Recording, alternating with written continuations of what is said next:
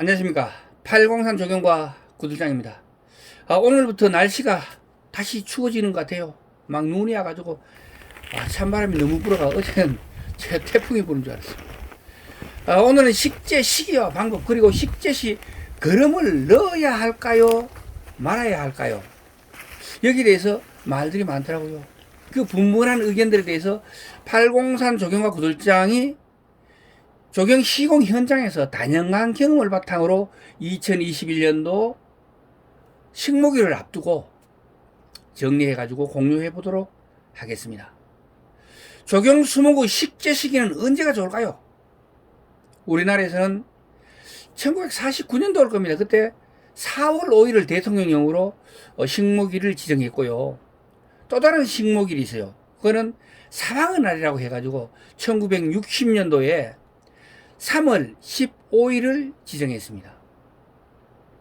그렇지만 조경 식재 현장에서는 조금 다릅니다.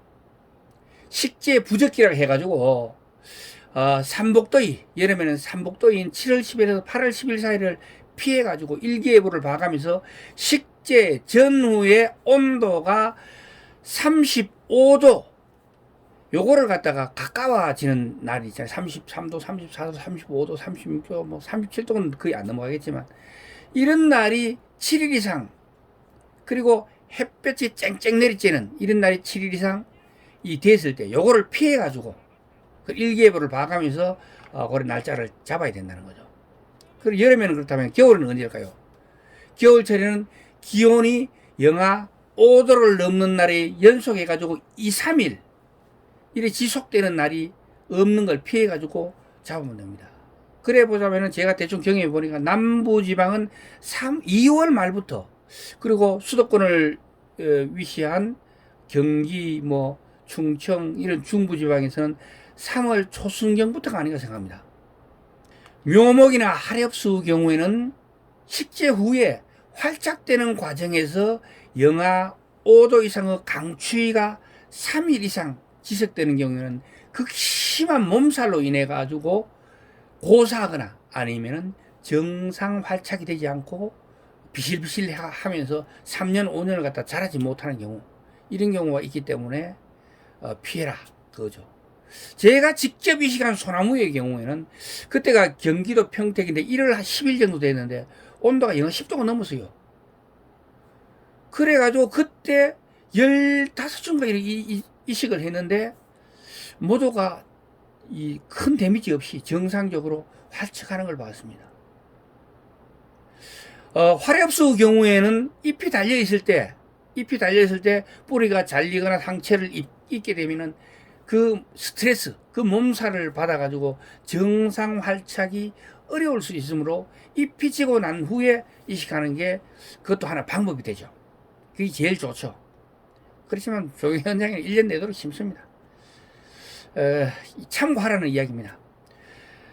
우리나라 조경공사 표준시방서에 보면은 이 날짜가 정해져 있어요. 여기는 어떻게 되어 있냐면 중부 지역, 그러니까 경기 남부나 서울, 인천, 충북 북부, 경북 북부까지, 그러니까 영양, 봉화, 춘향 여기까지 3월 10일에서 5월 20일, 그리고 10월 1일에서 11월 30일 이렇게 정해져 있습니다. 일반인들은 막 이렇게 심으면 될 것 같아요. 그리고 남부 지역은 동해안이나 충청 남부, 그리고 대전, 전북, 전남, 광주, 대구, 경북, 울산 요런 데는 3월 1일에서 5월 15일 사이, 3월 1일에서 5월 15일 사이,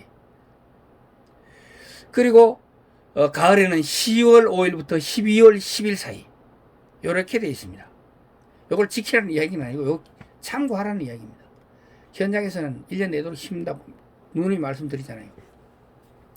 다음은 식재 방법과 그러면 어떻게 해야 되는가, 여기에 대해서 확실하게 정리해 드리겠습니다. 표준시방서와 식재 현장은 좀 다르지만, 먼저 표준시방서에서는 식재 구덩이의 크기는 너비를 뿌리분의 1.5배로 하고, 깊이는 뿌리분과 구덩이 바닥에 깔리는 흙을 감안해가지고 흙 탭이 요거를 감안해가 적절한 깊이로 확보해라 이렇게 되어 있고요. 미군부대 시방서에는 좀 더 구체적으로 우리가 그 근원경 10전 15점짜리 10cm 15cm 근원경이 요래되는 거, 그러니까 땅바닥에 지상부에 붙는 부분에 밑방이 요게 10cm 15cm 지름이 요래되는 걸 심었는데, 여기서는 어떻게 나와 있냐면은 보시는 바와 같이 뿌리분에서 나온 뿌리가 초기 활착에 필요한 최소 공간을 확보하기 위해 가지고 옆으로 그리고 아래로 각각 15cm를 확보하라, 이렇게 되어 있습니다. 그러니까 식재 구덩이가 우리나라 시봉사보다 대체로 많이 크다는 걸 알 수가 있겠죠. 수목의 굴치와 운만 식재는 같은 날에 완료하는 것을 원칙으로 한다. 그러니까 심게 되면은 그날 캐가 그날 심어라, 그 말입니다. 그리고 기비는 완숙된 유기질 비료를 식재 구덩이 바닥에 넣고 수목을 안치고, 그리고 흙을 채울 때도 유기질 비료를 혼합해서 넣는다라고 되어 있습니다. 그러니까 그러면 넣어야 돼요, 말아야 돼요? 넣어야 되는 거죠. 그런데 중요한 게 있습니다. 여기 있는 완숙, 완전히 숙성된 게 아니면 넣지 말라는 겁니다. 그래서 가스가 발생해서 뿌리가 썩거나 죽는 경우가 생기기 때문에, 그것이 고사로 이어질 수 있기 때문에 완숙된 퇴비가 아니면 넣지를 말라는 거죠. 그래서 식재 현장에서는 대부분 넣지 않고, 완숙 덜 돼가 뿌려 죽으면 오히려 손해니까 돈 안 들고 넣지 않고 대신에 토양살충제를 손으로 쫙 뿌려주는 경우가 많아요. 요거는 이제 뿌리를 잘라먹는 그런 곤충들 때문에 그렇습니다. 저희 현장에서는 생력정이라는, 요 보시는 거죠. 요 생력정이라는 토탄성 그름하고, 그리고 테라코템이라는 토양 계량제 또는 토양 보습제라고 하죠. 요것을 뿌리분 주위에 접촉시켜 가지고 초기 활착률을 높이는데 노력을 기울였습니다. 식재는 뿌리를 다듬고 주간을 정돈해 가지고 식재 구덩이의 중심에 수직으로 세우고, 식재시 수목이 묻힌 근원부 굴치 위치 높이를 원래 그 있던 그 방향과 그리고 높이와 요거를 갖다 동일하게 하는 게 원칙입니다. 그리고 식재시 얘는 이 잘게 부순 양토질 흙을 뿌리분 주위에 이렇게 높이의 2분의 1 정도 넣고, 그 다음에 위치를 보고 다시 흙을 4분의 3까지 초과해 넣은 다음에 물을 줘가지고 이거 죽수기를 하고, 그 다음에 죽수기 끝나면 흙을 마지막으로 덮어가 높이를 정상적으로 맞추고, 그 다음에 물집을 요로 만드는 게 시방이 나오는, 표준 시방이 나오는 거예요. 그렇지만 현장에서는 흙과 테라코템 그리고 생력정을 섞어가지고 그래가지고 뿌리분 주위에 꽉 뿌리분하고 바로 만나도록 해가지고 활착을 높여주는 그런 식생 환경을 만들어줬던 것이죠. 수목 안치기가 끝나면은 죽수기를 하는데, 뭐 시방에 보면 뭐 물을 붓고 강목이나 삽으로 저어가지고 막 하는데, 지금 현장에 가면은요 다 물차가 죽수기를 전담합니다. 전국 어디서라도 114로 전화를 하면은 물차 전화번호를 안내받을 수 있어요. 그러면 그 사람들은 전문가이기 때문에 정말로 일반 조경회사의 어지간한 반장보다 훨씬 낫습니다. 제가 직접 써보기 그래요. 그렇지만 작년에 우리 현장에서 다른 회사에서 돌아가지고 하자를 했는데 거의 95% 정도 죽어버렸습니다. 나무가 95% 죽었다는 건 거의 뭐 100%죠. 100%. 100%가 딱 두 가지 원인입니다. 한 개는 죽수기, 한 개는 소나무 조음입니다. 그래서 병충해 방제, 그리고 죽수기가 안 되는 거. 이 두 가지 때문에 99.9%가 죽는다고 보시면 돼요.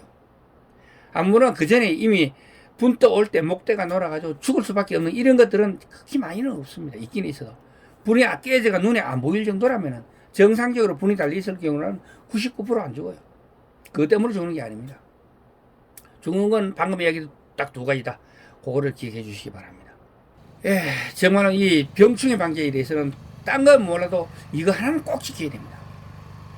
모든 나무는 뿌리와 줄기, 가지와 잎이 상당 부분, 대부분 3분의 2 정도 잘려나가잖아요. 3분의 1 잘려나가도록 하락하는 게 실제 시방에는 이 맞는 말입니다. 그렇지만 수목 생리학상으로 맞는 말입니다. 그렇지만 현장에서는 3분의 2 이상이 잘립니다. 뿌리도 그렇고 잎도 그렇고 줄기도 그렇고.